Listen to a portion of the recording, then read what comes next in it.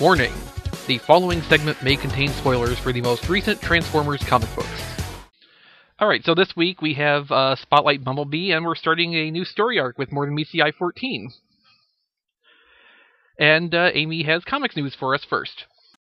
Not only do we have 2 comics out this week, but we also got our next digital series, Monstrosity, the continuation of Autocracy. It can be purchased. It went up last week, just before Emerald City Comic Con, and they had it up on Thursday evening. I was just amazed that we got it so quickly. I just didn't expect that. But it's a very beefy issue, and you can get it now online. I enjoyed it. So, like I said, very beefy issue. Go check it out now. There was also a sale going on, but by time this is up, since it's ending today, just stay tuned to T-Formers and several different podcasts that have it out there. When there's news, when there's sales, you just gotta jump on them as soon as possible. And of course, I always have all of these sales and whatnot blurbed on my Twitter, so follow me on Twitter. Also, Amazon, good old Amazon, that likes to tease things that we don't know when they're going to come out or whatnot. Sometimes the placeholder dates, they change. Well, they've got some up. More Than Meets the Eye, volume number 4, trade paperback, has been placed up there. You can probably pre-order it now. The Transformers Movie Collection, volume 1, is going to be available now in paperback. Up until now, it's been only in hardcover. And then they've got this other little tease. It's the 30th anniversary collection. Don't know much about it. It's, like I said, it's just a placeholder. But I will keep my ear to the internet and see if I can't figure out what this is going to be about. Obviously, it's going to be a 30th anniversary collection. I don't know if that's going to collect all things Transformers or if it's just going to be comics. What? I'm guessing because the 30th anniversary is coming up that it's probably going to be all things Transformers. But we'll see. I will find out more information on that. Also, you can pre-order your Art of the Fall of Cybertron Limited Edition art book at idwlimited.com, and that's pretty much it. Last, but certainly not least, there was a CBR interview that was out last week, of course, and again, you can find that on my Twitter or at various websites. I'm sure T-Formers has it up. And that's it for the news. This is Amy, and I'll see you next week. So, you want to start with Spotlight Bumblebee? Okay. You know, start with the one that doesn't really matter, and then we'll go on to what we really want to talk about. Yeah. Okay, so this is set close to the end of the previous ongoing series. And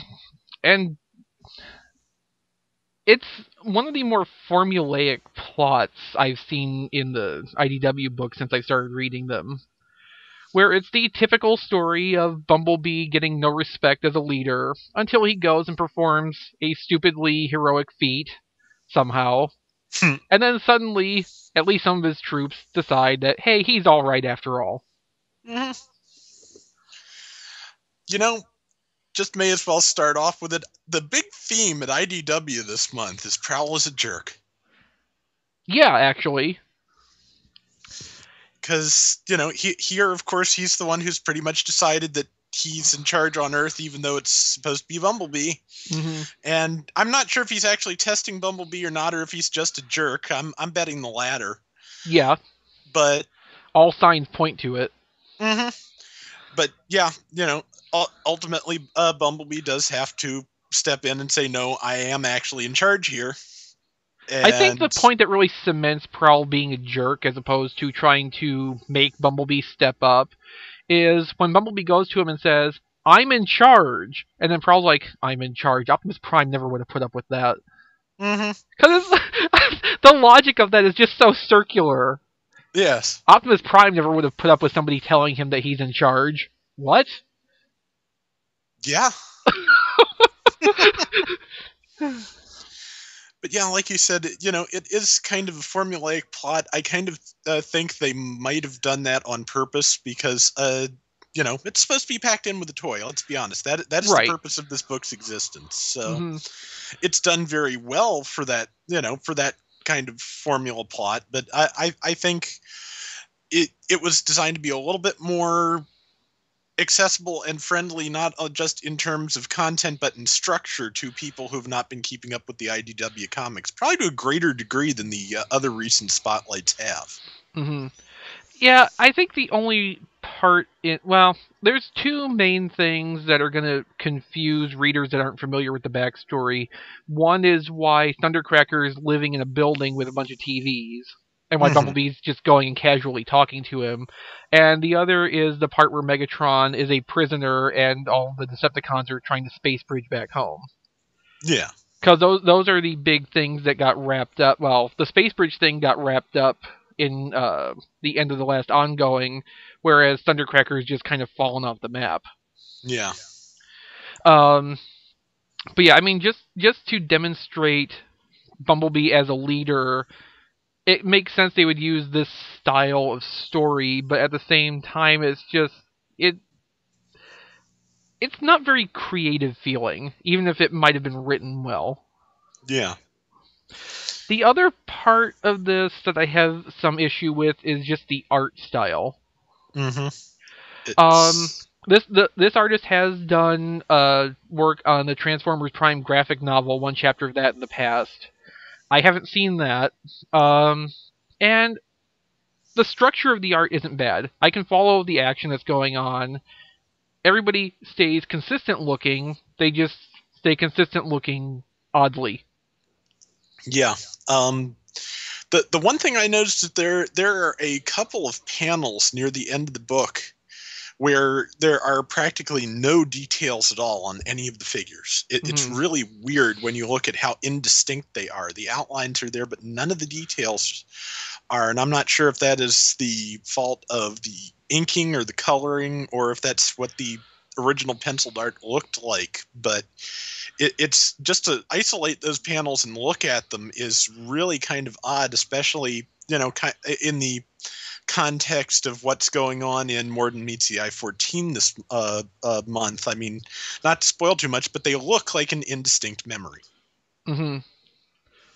Um, and since you brought it up, the coloring is another point that I realized was kind of a problem with the presentation of the issue, which is that all the colors are just very rich and saturated, foreground and background. Yeah, So while there may be great composition in any given panel, it's kind of being lost in how it's colored. yeah, And I thought the best example of this too was the scene in the dark of night where everybody is still these rich, vibrant colors, and that's not how color works. yeah, In the dark, when there's no light, everything's basically grayscale to your yep. eyes. Hmm. You're not going to see a bright purple sound wave, or well, in Marvel you would see a bright purple sound wave, but you wouldn't also see a bright purple shock wave in the middle of the night with no ambient light sources. Yeah. So I mean, the art on this is probably the weakest of any of the spotlights so far, Hmm. but I think the coloring is a really big factor in that. Yeah. At this point, I'm really looking forward to the next two spotlights most because it seems like those might be the ones that were written more concurrently with the current ongoings. So they're probably going to tie in more to what we're really enjoying out of IDW right now and what we're most familiar with. Yeah, that would be nice. Okay, so just dumb, toyish technical question here. We've got Thundercracker, Hoist, and Trail Cutter. Has there been another spotlight announced? But because it seems like we've got enough for a second wave of Generations Deluxes here, less one. I to the best I can remember, and I have not watched Amy's news segment yet to be corrected on this if there's been more announcements. Um, to the best I can remember, Hoist is the most recent spotlight that's been announced. Okay, so there's But there could be another one coming up for July or August. So yeah. I think there's probably going to be one more, but we'll find out. It's not terribly important. yeah, I would assume there will be at least one more, and probably more beyond that too. It's just I guess it's going to depend what direction the toys end up going in. Yeah.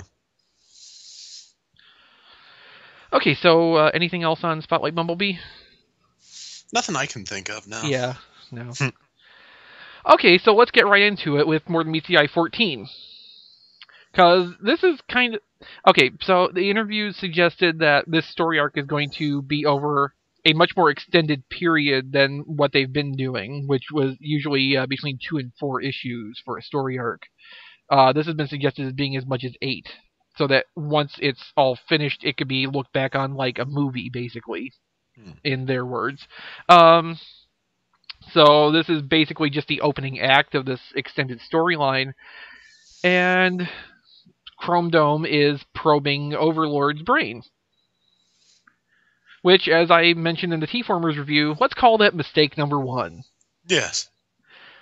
Although, really, to reach mistake number 1, you have to rewind a little bit to the point when someone loaded Overlord onto the Lost Light. Mm-hmm. But, you know. And, of course, we know who that is. Yes, because we get a handy flashback to that when Overlord starts probing Chrome Dome's brain. Mm-hmm. You know, you would think, since this is like an established science in Cybertronian technology, there would be, like, backhack filters. Yeah. It's just, firewalls, something to prevent you from going back into the person who's probing you. Yeah, well, as they mentioned, this doing this on a live subject is not a particularly common or accepted occurrence, so I have a feeling that may have something to do with it. Maybe so, although from the dialogue, it's still something that is done, so you would think there would be precautions in place against that, especially since they're seeming to imply that Chrome Dome is especially adept at this. Yeah. So Chrome Dome's flashbacks are a little bit more interesting than the information from Overlord. Which basically Overlord does a keyword search in Chrome Dome's brain for mentions of himself, and we find out how Overlord came to be on the Lost Light. Prowl put him there, of course. Of course. And like you said in the Spotlight Bumblebee portion, the theme is Prowl's a jerk, but we also find out Chrome Dome's not so great either.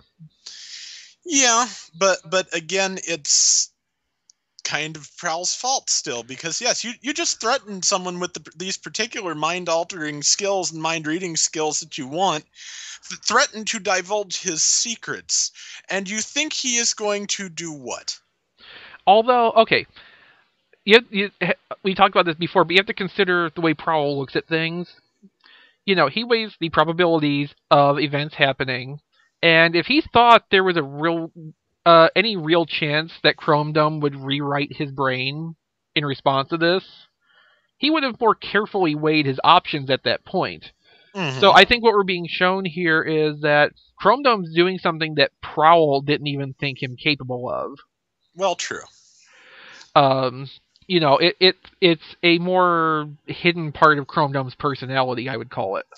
Yeah, I will be interested to ultimately find out what Chrome Dome's big secret is, because I'm hoping that'll come up in this storyline, but as far in advance as they seem to plan, who even knows?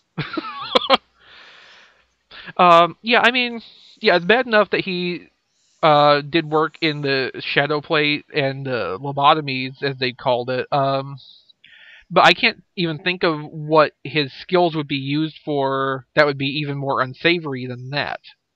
Yeah, that's going to be really interesting. I mean, compared to that, he's got a horrible secret. That's impressive. And of course, the other aspect of this is that because he went rooting around in Prowl's brain, he left it accessible enough for Bombshell to take control of him over in Robots in Disguise. Yeah, so even as much as Prowl was a jerk and things are his fault, what's going on right now is really Chrome Dome's fault. Mm-hmm. Yeah, so collectively, Chrome Dome and Prowl have managed to screw things up in both books tremendously. That's kind of amazing, don't you think? Yeah. Okay, so going back to Overlord's portion in this, we basically seem to go from Overlord's birth, so to speak, up to Last Stand of the Wreckers, where the prologue in this issue seems to depict Overlord's spark being found in an energon mine. Which is just weird.